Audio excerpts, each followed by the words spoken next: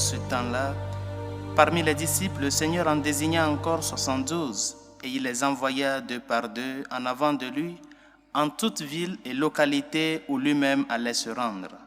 Il leur dit, « La moisson est abondante, mais les ouvriers sont peu nombreux.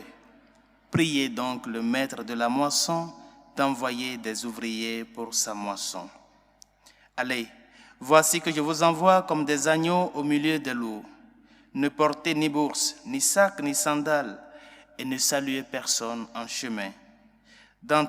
Mais dans toute maison où vous entrerez, dites d'abord « Paix à cette maison ».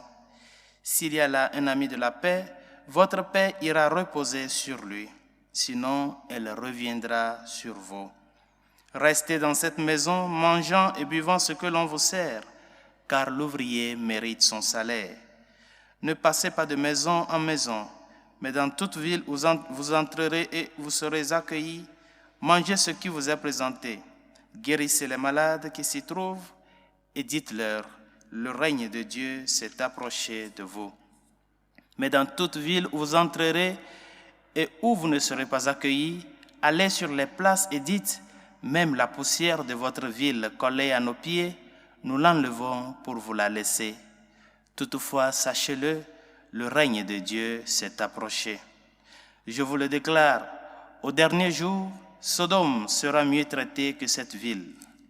Les 72 disciples revinrent tout joyeux en disant, « Seigneur, même les démons nous sont soumis en ton nom. » Jésus leur dit, « Je regardais Satan tomber du ciel comme l'éclair. Voici que je vous ai donné le pouvoir d'écraser serpents et scorpions et sur toute la puissance de l'ennemi. Absolument rien ne pourra vous nuire. Toutefois, ne vous réjouissez pas parce que les esprits vous sont soumis, mais réjouissez-vous parce que vos noms se trouvent inscrits dans les cieux. » Acclamons la parole de Dieu. Louange à toi, Seigneur Jésus. Chers amis, nous venons d'écouter l'évangile de l'envoi en mission. Le Seigneur a envoyé ses disciples apporter la bonne nouvelle à toutes les nations.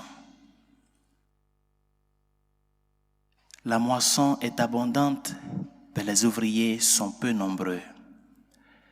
Priez donc le maître de la moisson d'envoyer des ouvriers pour sa moisson.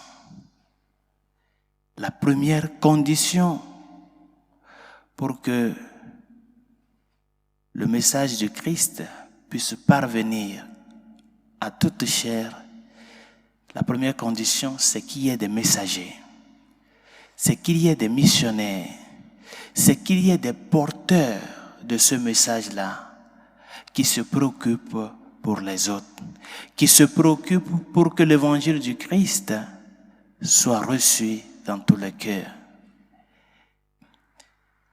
Il est très important de ne pas oublier le pourquoi de l'Église sur la terre. Le mystère de l'Église comme mystère qui chemine comme un peuple sur la terre, a une mission. Et cette mission, elle est unique. C'est d'annoncer l'évangile du Christ. C'est un devoir et une obligation pour tout chrétien de se transformer en ce messager-là, mes chers amis. Une fois que nous avons reçu le baptême, nous rentrons dans ce groupe-là des 72 que le Seigneur envoie. Parce que nous sommes un peuple sacerdotal qui est appelé à s'offrir pour l'humanité, un peuple royal qui est appelé à annoncer le Christ roi dont l'autorité surpasse toute autorité, et un peuple prophétique qui est appelé à faire parvenir à tous les cœurs le témoignage de l'Évangile. Par conséquent, le baptême nous transforme en des messagers. Mais la première condition que le Seigneur pose et qu'il nous demande à nous tous de tenir compte de cela comme membres de l'Église qui se préoccupe pour que toute chair, toute nation connaisse le Christ. La première condition, c'est la prière. Le Seigneur n'a pas dit allez chercher des gens de par-ci et de par-là, amenez-les de force pour qu'on puisse les envoyer à annoncer l'évangile. Le Seigneur n'a pas dit amenez vos enfants ici pour que nous puissions les envoyer à annoncer l'évangile. Il a dit priez le maître de la moisson. Parce que la mission n'est pas à nous, c'est la mission du Père par le Fils dans l'Esprit. L'annonce de l'évangile est une mission trinitaire. Nous sommes des instruments. Et notre première préoccupation, c'est qu'il y ait beaucoup d'instruments qui portent le message. Ça doit être notre préoccupation. Prier pour les vocations, à la vie sacerdotale, à la vie religieuse, à la vie matrimoniale. Parce que c'est la grande vocation. Mais nous devons prier qu'il y ait de bons couples, de bons foyers conjugaux, de bons couples responsables, des couples chrétiens qui se donnent aussi de par leur témoignage, la manière de vivre la vie conjugale se transforme en ces messagers-là. Nous sommes appelés à éduquer les nôtres, à savoir que dans n'importe quel état de vie dans lequel nous nous retrouvons, nous sommes des appelés. La mission, elle est commune à nous tous. Ce n'est pas une mission seulement réservée aux prêtres, ce n'est pas une mission seulement réservée aux religieux et religieuses, mais c'est une mission réservée à tous les baptisés. Nous tous, nous formons part du sacerdoce commun du Christ. Et c'est pour cela que nous sommes appelés à faire de notre part, à jouer notre partition. Comment est-ce que tu transmets à tes enfants des valeurs chrétiennes? Comment est-ce que tu les éduques pour que demain, ils puissent continuer sur les pas du Christ? Quel exemple tu leur donnes en famille? C'est là nous sommes appelés. Nous sommes aussi membres de ces 72 disciples-là. Et le Seigneur te dit, prie pour qu'il y ait tant d'instruments. Supplie le Père. Parce que sa volonté, c'est que toute chair parvienne à la connaissance du Christ. La volonté du Père, c'est que nous tous, nous soyons sauvés et nous parvenons à la connaissance de la vérité. Par conséquent, c'est nous qui devons nous préoccuper pour que nos frères et sœurs, qui pour le moment ne connaissent pas l'Évangile, que le Seigneur puisse toucher leur cœur. Et de là, nous-mêmes, le témoignage que nous portons puisse aider ces personnes-là. Nous ne sommes pas des chrétiens anonymes, chers amis. Nous avons la marque du Christ. La croix du Christ est la marque que nous portons dans notre corps. Et c'est pour cela, dans cette mission d'évangélisation, chers amis, peu importe le contexte dans lequel nous nous retrouvons, nous sommes appelés à rencontrer des difficultés. Et Saint Paul nous le dit, je porte en moi les souffrances de la croix du Christ. Ben, malheur à moi si je n'annonce pas l'évangile. Malheur à moi si je ne porte pas le message du Christ à mes frères. Malheur à moi si je m'arrête en chemin parce que il y a telle difficulté. Parce que mon mari n'est pas chrétien, donc je ne vais pas annoncer l'évangile. Je ne vais pas l'aider à travers ma vie quotidienne à l'inculquer ces valeurs-là de la vie chrétienne. Parce que telle amie n'est pas chrétienne, c'est mon meilleur ami. Et comme elle ne va pas à la messe, bon, moi aussi je ne vais pas aller aujourd'hui parce que nous avons un programme.